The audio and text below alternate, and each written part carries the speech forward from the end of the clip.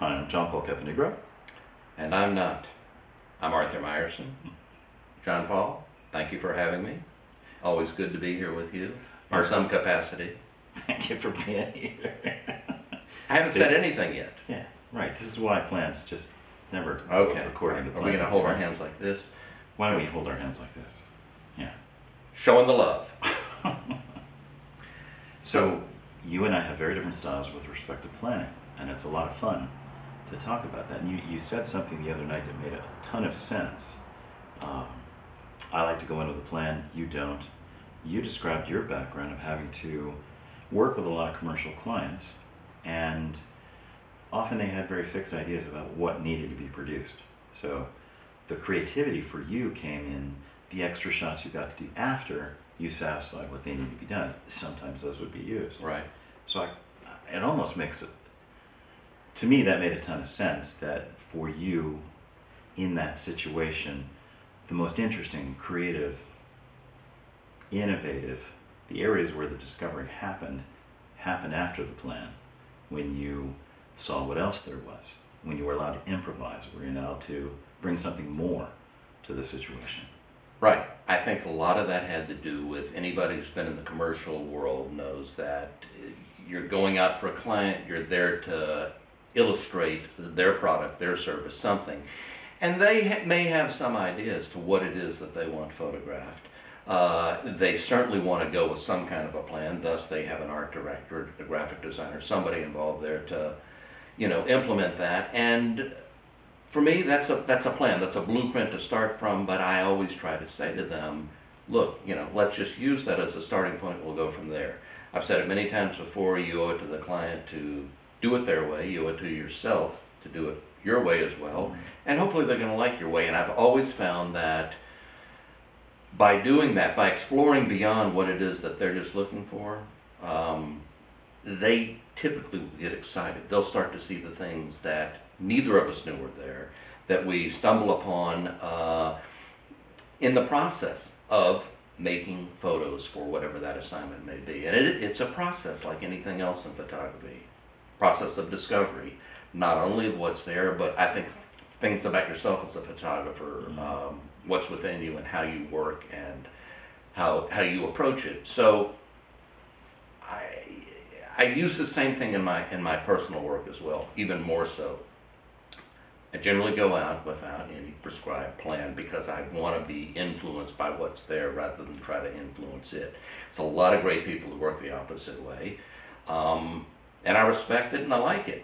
But I think for most photographers, like myself, it's a comfortable way to work. I want to be excited and surprised and moved by whatever it is that's out there rather than other way around, me influencing it. So.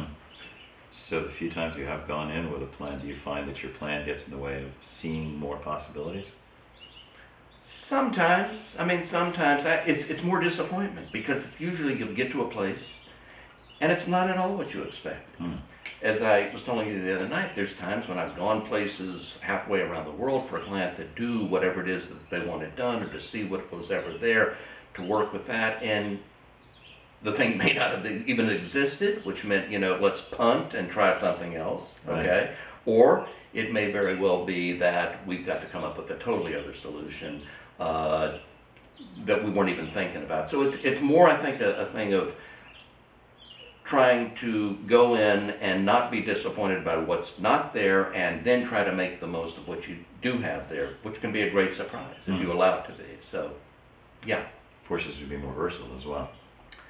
It does force you to be more versatile and to be, I think, again, open-minded about the situation. And I think at the same time, photographically, you start, the wheels begin to roll, they begin to click into place, and you begin to look at other things that neither you nor the art director nor the client even had in mind. And sometimes some wonderful things can happen like that. I had an assignment for Transamerica, and it sounded like a fairly simple, straightforward assignment where we had to do something with the pyramid, the building in San Francisco. They wanted it to use it in an annual report, I think. And we spent 3 or 4 days driving around, shooting different angles, whatnot. And finally, decided to back off. Let's get further back. Let's go more cityscape. And I went across the Golden Gate Bridge, over into the headlands at dawn. And as the sun was rising, beautiful fog bank coming up between me and the city, shrouded everything quite nicely, but you could still make out the skyline through that veil of fog. And so my silhouetted foreground was the headlands that actually took the place of the bridge. All of the bridge, the Golden Gate Bridge that we had, were the cables suspended into what looked like the headlands. And I thought, you know, I'd shot that bridge so many times. This was a unique, different way of seeing the bridge. To me, it was very obvious that this was the city of San Francisco. And I thought, perfect, this is great. Made the photograph, loved it, showed it to the designer, the art, he loved it, presented it to the client, didn't buy it, didn't like it. They felt that nobody would know that that was San Francisco or the building. So sometimes, you know, things happen that go counter to that. Another good example of this, and I know I shouldn't be giving all the bad examples, but you know, it's only being realistic. I had an assignment for Coca-Cola. We were in Tromsø, Norway, which is about 300 or 400 miles above the Arctic Circle. Their northernmost bottling facility was there. And I got across the fjord into a scene that was a hillside that was just a pattern of beautiful little colored houses. We had our bridge via walkie-talkie, our truck via walkie-talkie go over to the other side. He's tiny, but he's very precise and distinct. And I placed him in a point where I thought would look great.